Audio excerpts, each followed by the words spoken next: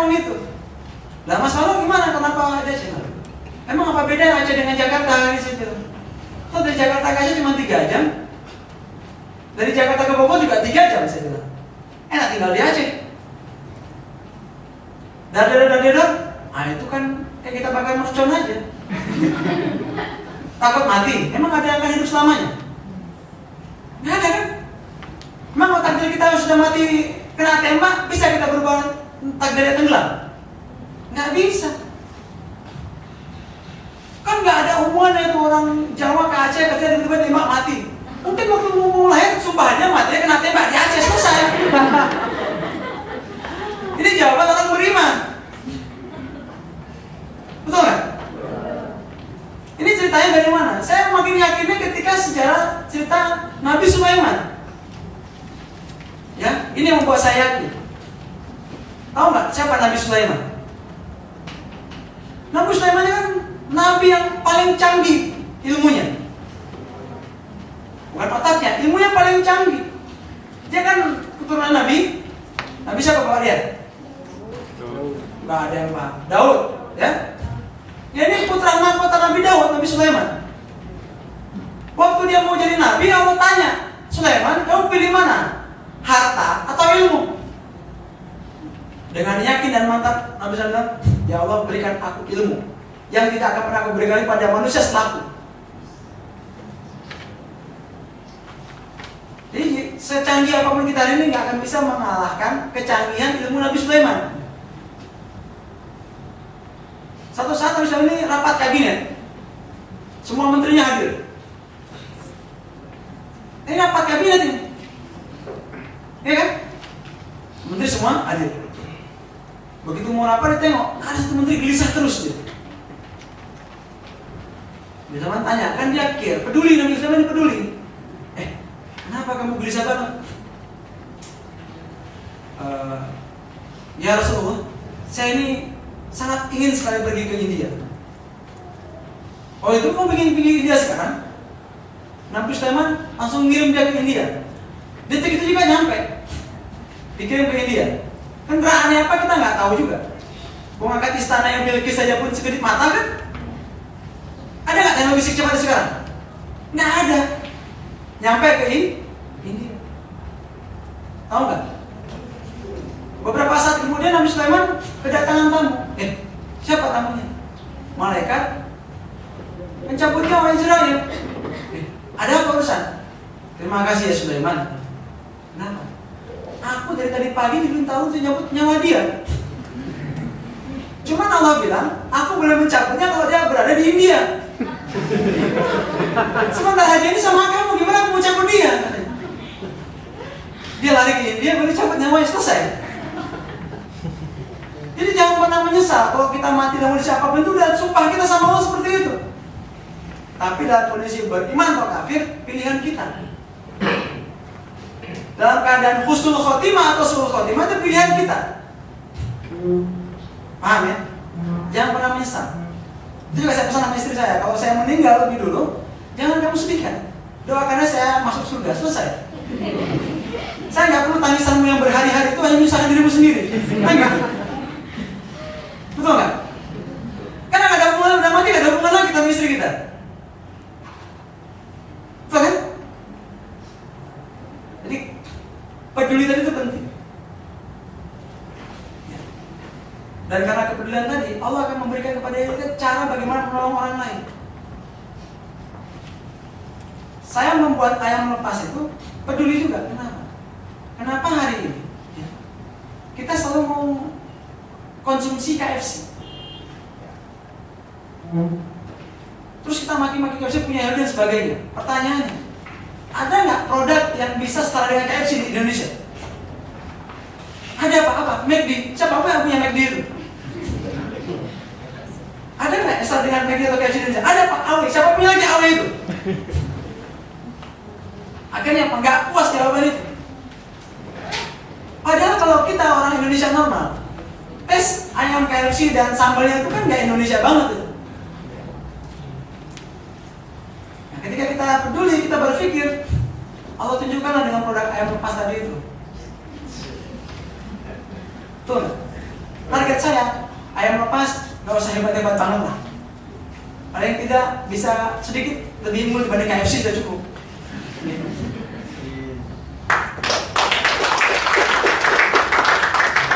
Tahu nggak KFC berapa jualannya sekarang? Tahun lalu KFC menjual 4,4 triliun. Banyak nggak uangnya? 4,4 triliun. Se-Indonesia, belum sedunia. Siapa yang ngumpulin duit ke sana? Ya kita juga yang makan KFC. Oke? Pedulilah atas masalah yang ada.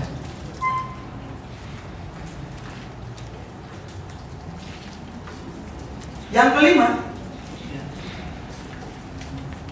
dibutuhkan ketangguhan dalam diri kita untuk bisa menjadi penantang.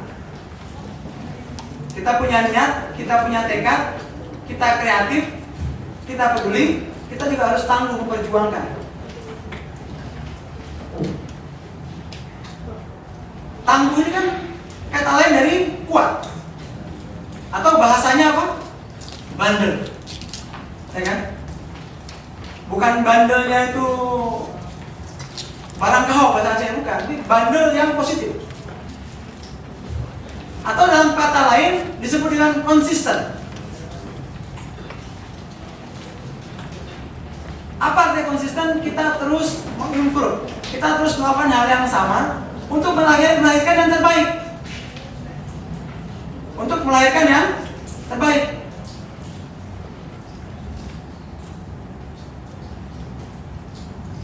Ini warning dari saya. Ya, warning, peringatan dari saya untuk teman-teman yang mau sedekah 10 miliar tadi. Kan nggak mungkin orang miskin kan segitu sedekahnya kan? Ya.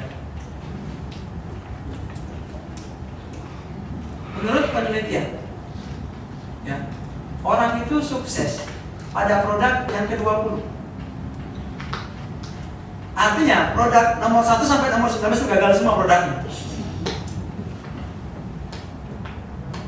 Pesan saya kepada calon donatur 10 miliar masing-masing, ya, jangan pernah kapok dalam berbisnis.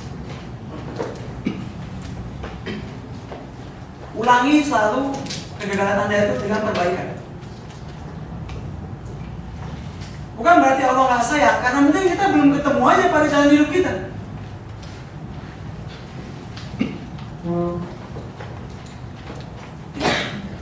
Kita belum ketemu dengan jalan hidup kita, makanya kita itu kurang sukses. Kalau baru gagal 5 kali, kalian harus siap gagal 14 kali lagi minimal.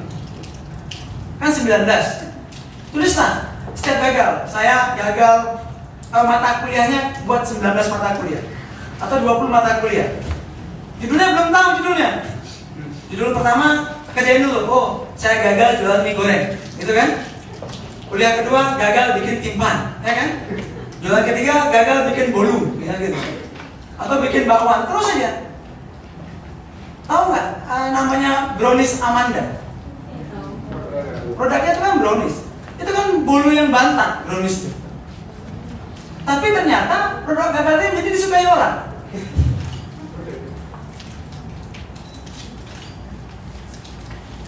Ngomong produk gagal ini, saya kasih contoh beberapa hal. Siapa yang gak kenal Yamaha Mio? Yamaha Mio itu bukan produk unggulannya Yamaha. Waktu itu Yamaha itu yang diunggulkan Nuvo, bukan Mio. Ingat, 2003-2004 iklannya apa? Laki-laki cowok naik Nuvo kan? Perempuan jangan mau ketinggalan. Makanya Mio itu karena Yamaha nggak pede dengan produk itu, pertama kali yang nggak pakai rantai, nggak pakai gigi, motor otomatis. Harganya pun murah, cuma 9 jutaan. Survei membuktikan kenapa orang pertama beli Mio, harganya murah.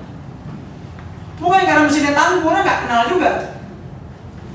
Yang pertama dia merek Jepang, kedua harganya murah. Yang ketiga ini motornya simpel, kecil. Dia punya Yamaha. Cowok gak bakal pakai Mio deh, pasti cewek yang pakai. Hari ini banyak gak cewek Mio? Cowok Mio banyak gak? diduga sama Yamaha. Coba pakai Mio nggak diduga sama dia. Akhirnya terkenal lah motor matic itu Mio. Oh kita naik Vario, oh naik Mio ya. Bener nggak? Persis 10 tahun bilang, oh naik apa? Honda. Oh kita naik Yamaha misalnya. Hondanya apa? Hondanya Yamaha.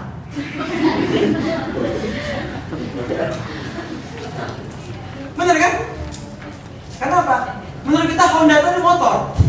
Kenapa? Dulu merek Honda begitu melekat. Sama sekarang mau makan Supermilk ya, mau makan sari apa? Indomie ya? Ini harus dipahami. Jangan takut produknya gagal. Yang penting ciptakan terus produk yang lebih baik. Untuk ini, satu pesan saya, ini kata-kata CEO McD tahun 88. Apa kata CEO McD? Saya tidak tahu apa yang akan dimakan oleh manusia 30 tahun ke depan. Ini tentang membuat tadi rencana kerja tadi. Saya tidak tahu ya, saya ulangi, saya tidak tahu apa yang akan dimakan oleh manusia 30 tahun ke depan. Jujur kalimatnya, jujur kan? Tetapi ditutup dengan kalimat berikutnya. Tetapi saya pastikan mereka akan memakannya di McD. Ulangi, saya pastikan mereka akan memakannya di McD. Kira-kira kalimat itu tanggung nggak kalimat itu? Konsisten nggak? Artinya apa? Nggak mungkin kan McD bikin sepeda motor untuk dimakan. Mungkin nggak? Tetap dia akan bikin makanan. Oh mereknya apa? Dia nggak tahu.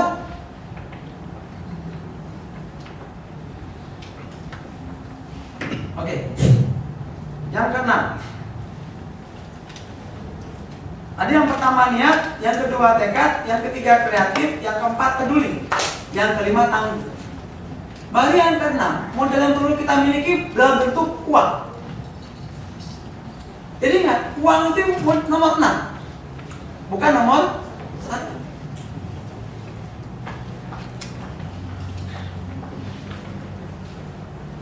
Uang.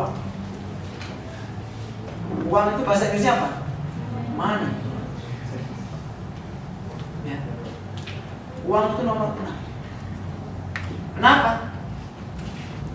Kalau kita punya produk, kalau kita pertama punya tekad, ya, ini saya runutkan ya. Karena tadi saya ngomong saya nggak pernah pakai uang saya sendiri.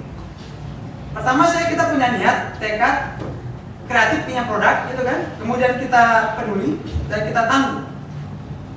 Orang itu nggak ragu ngasih uang ke kita. Itu yang saya lakukan.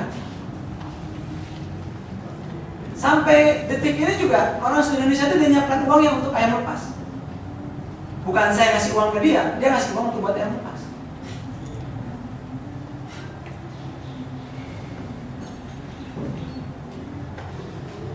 Kesalahan kita selalu ngomong kenapa belum bisnis, belum punya uang, hanapkan.